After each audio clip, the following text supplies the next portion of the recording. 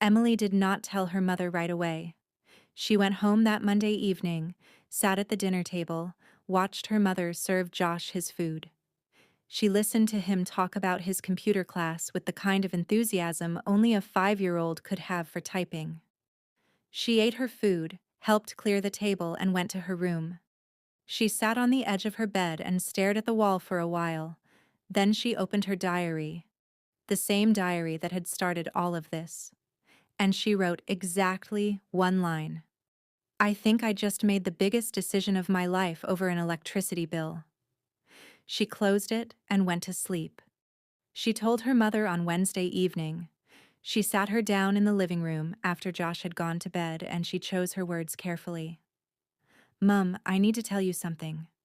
Carlos and I, my boss, we've been talking for a while now, privately. And things have moved quickly, and I know this is sudden, but we're getting married, she said.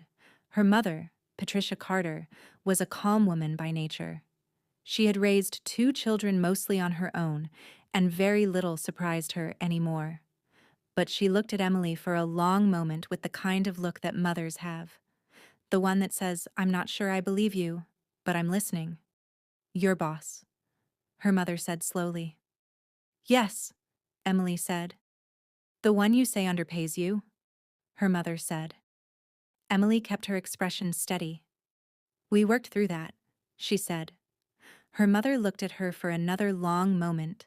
Then she did something Emily hadn't expected. She smiled. It was not a big smile, just a quiet one, the kind that sits at the corner of a mother's mouth when she knows something her child doesn't. He's a good-looking man, her mother said simply. I've seen him on the Nexus Media website. Emily blinked. That's not why, she said. I didn't say it was, her mother replied, still with that small smile. Bring him to dinner before the wedding. I want to meet him properly. Emily nodded and reminded herself to warn Carlos about dinner. Thursday morning, Carlos's assistant Claire sent Emily a message with the details for Saturday's dinner: time, location, dress code, formal. There was a second message attached from Carlos directly. It read, a car will pick you up at 6. We'll go over the background details on the way. Also, my housekeeper has prepared a room for you. You can move your things this weekend after dinner. Emily read it twice. It was so businesslike it almost made her laugh. There was no greeting, no pleasantries, just logistics, delivered like a work brief. She typed back, noted. Also, my mother wants you to come to dinner before the wedding. I told her we're getting married. His response came 3 minutes later. I'll have Claire schedule it. Emily set her phone down and went back to work. She didn't think about how her coworkers would react until Friday morning. She walked into the office and found Carlos standing at the entrance of the main floor talking to the head of the creative department. He saw her come in, and without missing a beat in his conversation, he looked at her the way he never had before. It was not the cool, distant glance she was used to, but something warmer. It felt like she was someone he was glad to see. It lasted only a second. Then he looked back and continued his conversation. By lunchtime, people were talking. Emily noticed the looks that lasted a beat too long from her coworkers. She noticed the hushed conversations that stopped when she walked past. Her colleague and closest friend at the office, a woman named Dana, appeared at her desk at 12:30 with 2 cups of coffee and the expression of someone who had been holding in a question for hours. Okay, I have to ask, Dana said, setting a cup in front of Emily and sitting down uninvited. What is going on between you and Carlos White? Emily picked up her coffee. What do you mean? She said. Emily, the man looked at you this morning like, I don't even know how to describe it. Carlos White does not look at people like that. He barely looks at people at all. Half the office saw it, Dana said. Emily kept her voice calm. We're together, she said. It's recent. We weren't ready to say anything. Dana stared at her. Together? Dana repeated. Yes, Emily said. You and Carlos White? Dana asked again. Yes, Dana. The man you once told me had the personality of a marble statue, Dana said. Emily took a slow sip of her coffee. People are more than how they appear at work, she said. Dana sat back in her chair and looked at Emily with wide eyes and the kind of expression that said she had approximately 40 more questions, but could see she wasn't getting the answers right now. Okay, she said finally. Okay, but you are telling me everything eventually. Eventually, Emily agreed. Dana pointed at her. Everything, she said again, and went back to her desk. Saturday evening arrived faster than Emily was ready for. She stood in front of her mirror at 5:45 in a deep navy dress that hit just below the knee, simple and elegant, and told herself this was just a dinner. She knew how to hold a conversation, how to smile at the right moments, how to be professional in a room full of important people. This was the same thing. The only difference was the ring about to be on her finger. She looked down at her hand. Carlos had sent a small box with the car on Thursday. It was a simple, elegant diamond ring that fit like it had been chosen carefully. She hadn't asked how he knew her size. The car arrived at exactly 6.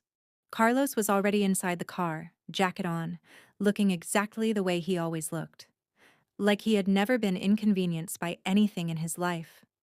He glanced at her when she got in, and for a brief second something moved across his expression, though it was gone before she could read it properly. You look appropriate, he said. Emily fastened her seatbelt. Thank you. That's almost a compliment, she said. The corner of his mouth barely moved with a smile. He spent the first 15 minutes of the drive going over the background details, telling her what to say of how they met, how long they had been together, how the relationship developed. He was thorough and specific, like he was briefing her for a presentation, which in a way he was. Emily listened, asked a few questions, and memorized the details the way she would memorize facts for an important meeting. Richard Harlow will likely speak to you directly at some point during the evening, Carlos said. He's perceptive. He'll be watching how we interact. Don't overthink it, just follow my lead and stay relaxed. I'm perfectly relaxed, Emily said. Carlos looked at her. You've been holding your bag with both hands since you got in the car, he said. Emily loosened her grip on her bag and said nothing. The restaurant was the kind of place that didn't have prices on the menu. Richard Harlow was already there when they arrived. He was a tall, broad man in his 70s with white hair and sharp eyes that missed absolutely nothing.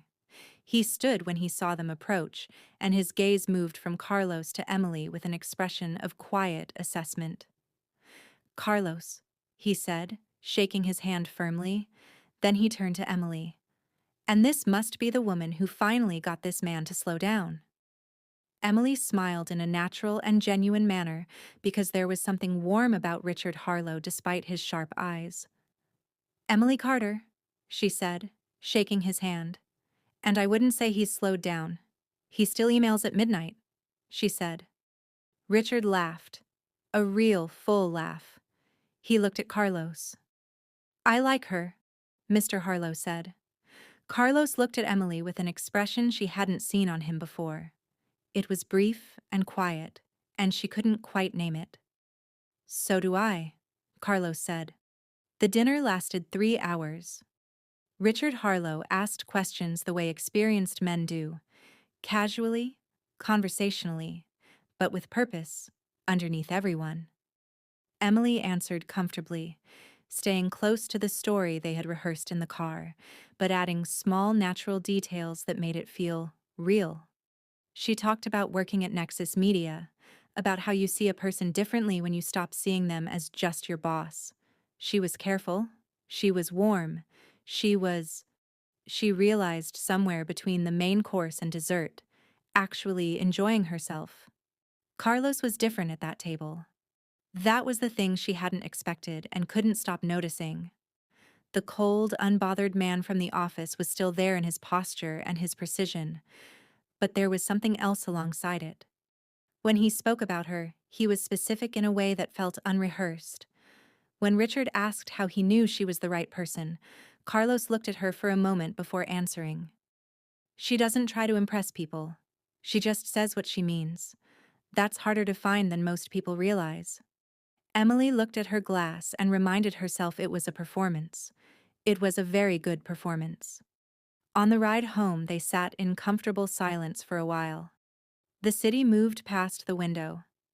Emily thought about the evening, about Richard Harlow's easy laughter, about the way Carlos had placed his hand briefly at the small of her back when they were walking to the table. It was a small, natural gesture that she was still thinking about more than she wanted to admit. "You did well tonight," Carlos said.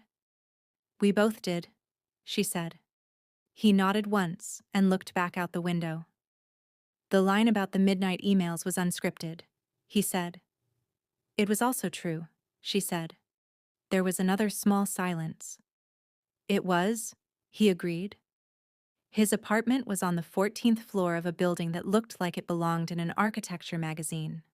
His housekeeper, a kind older woman named Mrs. Abel, showed Emily to her room.